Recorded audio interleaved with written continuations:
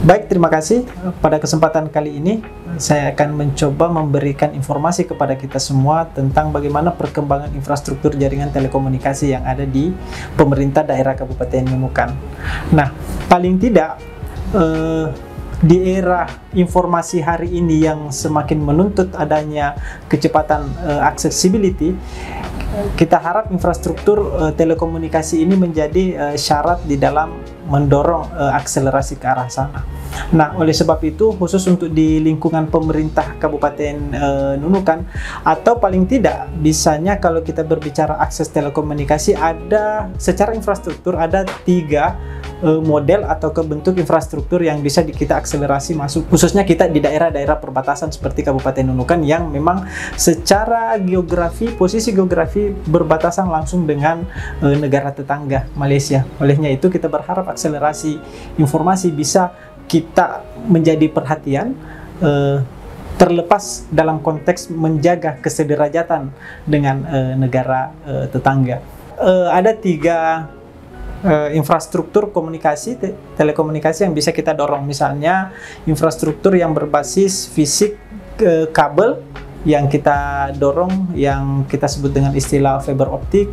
Kemudian ada yang berbasis gelombang, ada 2 radio, ada 2, yang pertama adalah menara, yang kedua adalah dengan menggunakan satelit. Nah, 3 instrumen infrastruktur ini yang akan kita dorong masuk ke Kabupaten Nunukan.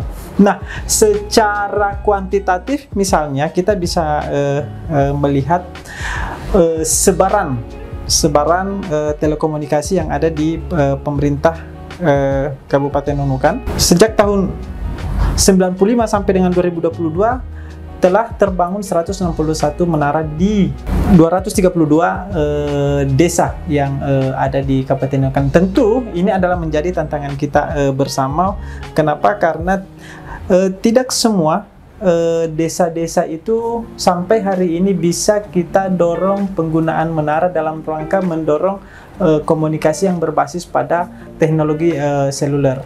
Nah, data yang kita per hari ini bahwa 161 menara itu akan terbangun dari 230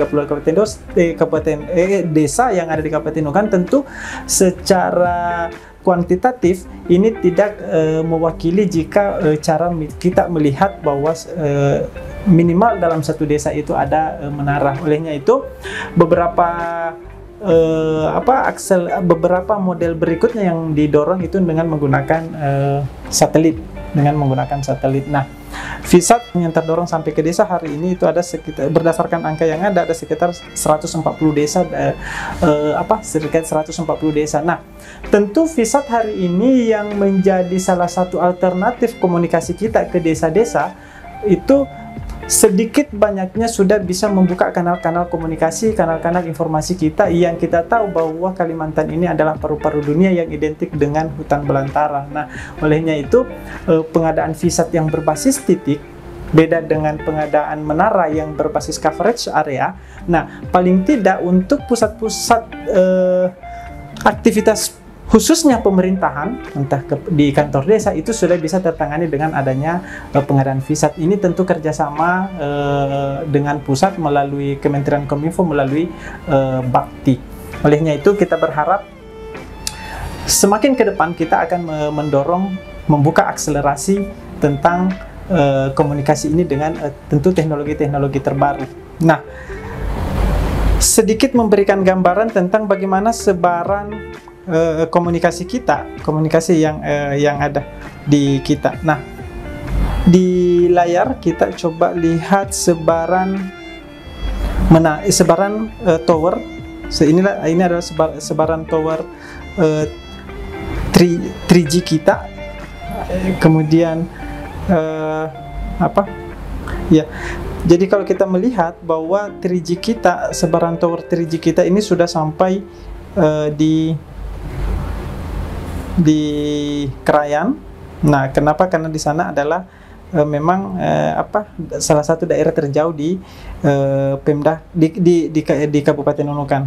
Nah, kemudian ini 3G. Kemudian, nah, kalau kita melihat sebaran coveragenya Nah, sebaran 3G kita, nah tergambar di kita bahwa sebaran 3G-nya kita relatif kalau di Pulau Nunukan dan Sebatik sudah tercover. Nah, ini ada titik-titik terjauh, ini adalah daerah Krayan, Longbawan, ini sudah tercover signal 3G. Nah, hal yang sama misalnya kalau kita mencoba melihat sebaran signal 2G kita, bahkan sampai 4G kita kelihatan di sini bagaimana sebaran signal 4G yang ada di Kabupaten Nunukan.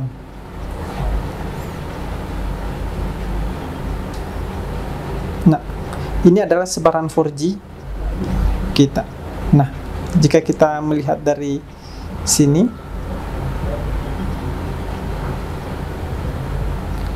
ya,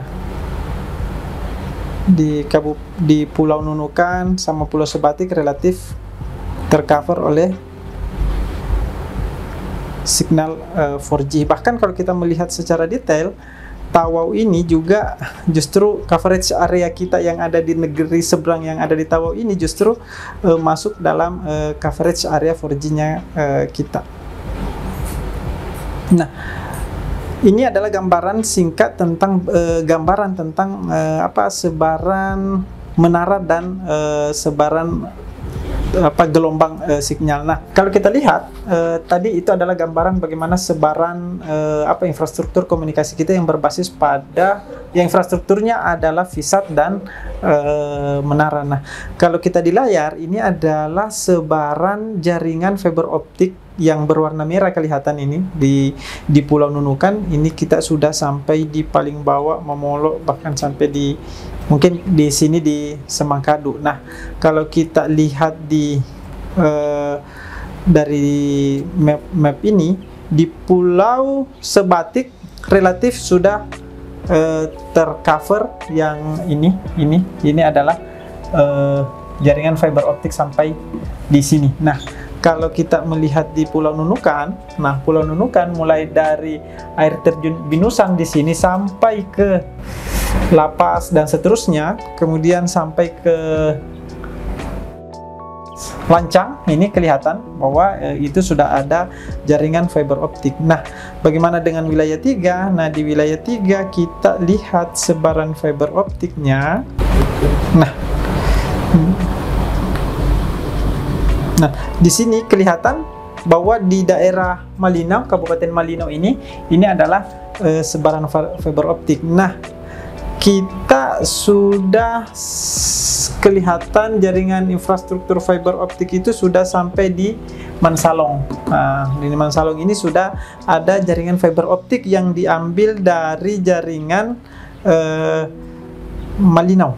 Yang diambil dari jaringan Malinau di sini, kemudian kita lihat sebarannya sudah sampai di Mansalong. Nah, targetnya nanti ditargetkan akan fiberisasi itu sampai di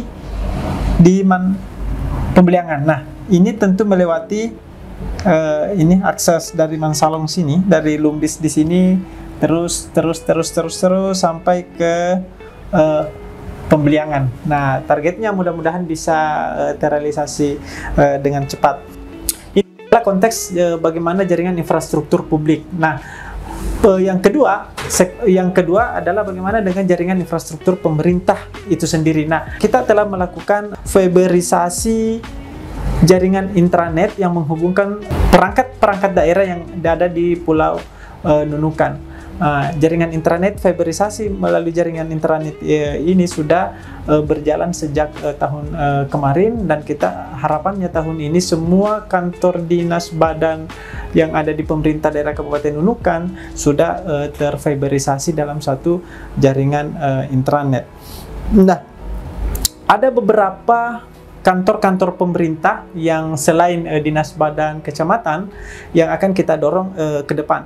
Yang pertama adalah desa yang tidak tercover tadi dengan VISAT, yang masih tidak tercover oleh VISAT dari Bakti. Kemudian yang kedua adalah sekolah-sekolah yang ada di daerah-daerah yang tidak tercover oleh jaringan-jaringan tadi. Kemudian yang ketiga adalah pusat-pusat kesehatan masyarakat. Nah, 3 objek ini akan tahun depan akan coba kita dorong. Nah, teknologi yang akan kita bangun, kemarin kita telah melakukan uji coba salah satu teknologi komunikasi berbasis VISAT yang sangat populer hari ini, yaitu yang dipunyai oleh Elon Musk, atau produknya itu adalah Starlink. Nah, hasil uji coba kita kemarin itu memberikan informasi bahwa ternyata setelah kita melakukan beberapa uji coba kecepatan, ya bisa sampai sekitar 40-50 Mbps. Ini sangat worth it lah mungkin istilah kita untuk ditempatkan di titik-titik desa, sekolah-sekolah maupun pusat-pusat kesehatan masyarakat.